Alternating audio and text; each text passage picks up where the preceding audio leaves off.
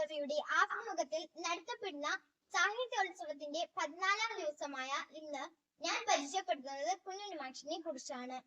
മലയാളത്തിലെ ആധുനിക കവികളിൽ ഒരാളാണ് കുഞ്ഞുണ്ണി മാഷ്. 1927 മെയ് 10 തൃശൂർ ജില്ലയിലെ വാലപ്പാട്ടിൽ ജനിച്ചു. ഞായ്പള്ളി ഇലത്തെ നീലകണ്ഠൻ മൂസത്തിന്റെയും അധ്യായത്തു നാരായണി അമ്മയുടെയും മകനാണ് കുഞ്ഞുണ്ണി മാഷ്. ഭാഷയുടെ പുറത്ത് പറഞ്ഞ് കുഞ്ഞു വരികൾ കൊണ്ട് വലിയ ആശയങ്ങൾ കവിതശപ്പിൽ ഒതുക്കുന്ന കവി. പഴഞ്ചൊല്ലുകൾ, കടങ്കഥകൾ, നമ്പൂതിരി ഫലിതങ്ങൾ എന്നിവ ശേഖരിച്ച് പ്രസിദ്ധീകരിക്കുകയുണ്ടായി. ചിത്രകലയിലും കഴിവുണ്ടായിരുന്നു. കുഞ്ഞുണ്ണി മാഷിനെ കുറിച്ച് പറയുമ്പോൾ എല്ലാ കുട്ടികളുടെയും മനസ്സിലേക്ക് കടന്നു വരുന്ന ഏതാനും ചില വരികളാണ്.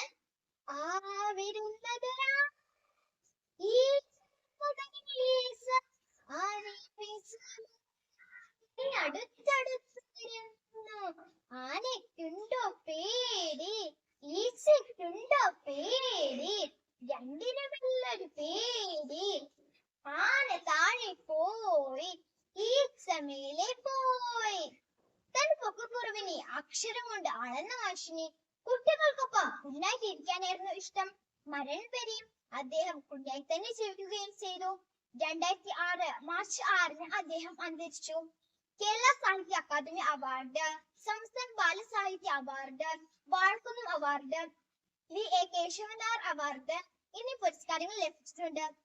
കുഞ്ഞുണ്ണി മാഷിന്റെ വളരെയേറെ രസകരം നിറഞ്ഞ ചൊല്ലുകൾ ചിലതാണിവ. വായിച്ചാൽ വല്യം, വായിച്ചില്ലെങ്കിൽ വല്യം, വായിച്ചു വളർന്നാൽ വിളയും, വായിക്കാതെ വളർന്നാൽ വളയും. എഴുതാൻ വേണ്ടി വായിക്കരുത്, വായിക്കാൻ വേണ്ടി എഴുതരുത്.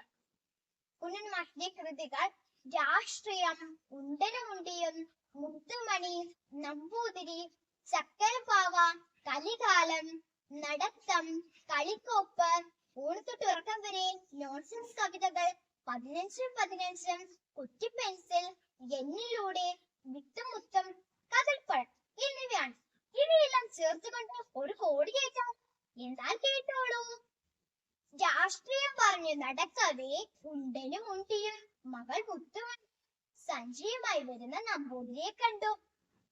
ചക്കരപ്പാവ് കയ്യിൽ പിടിച്ചു നിൽക്കുന്ന മകളെ കണ്ട് അയാൾ ചോദിച്ചു, കലികാലത്തിൽ എങ്ങോട്ടേ നടത്തം? കളിക്കോപ്പ് കയ്യിൽ പിടിച്ച് മകൾ പറഞ്ഞു, ഇതന്യ പണി. നോൺസെൻസ്, നിനക്ക് പോയി പഠിച്ചുകൂടെ? അയാൾക്ക് കലി കയറി. അവളെല്ലാം പഠിക്കും. ഉണ്ടനും ഉണ്ടിയും വീമ്പ് പറയാൻ തുടങ്ങി. എന്നാൽ പറ, 15-15 എത്രയാവും? ഉത്തരം പറയട്ടെ അവൾക്കു നേരെ കുറ്റിപ്പെൻസിൽ നൽകി അയാൾ പറഞ്ഞു, എന്നിലൂടെ എന്ന് എഴുതും. എഴുത്തിൽ അക്ഷരത്തെറ്റ് കണ്ട് അയാൾ പറഞ്ഞു, വിത്തും മുത്തും പറക്കി നടക്കാതെ പോയി പഠിക്കടി. സഞ്ചിയിൽ നിന്ന് ഒരു കദൽപ്പഴം എടുത്ത് അവൾക്ക് നൽകി അയാൾ നടന്നകന്നു. ഇത്രയും പറഞ്ഞുകൊണ്ട് ഞാൻ എന്റെ വാക്കുകൾ നിർത്തുന്നു. നന്ദി, നമസ്കാരം.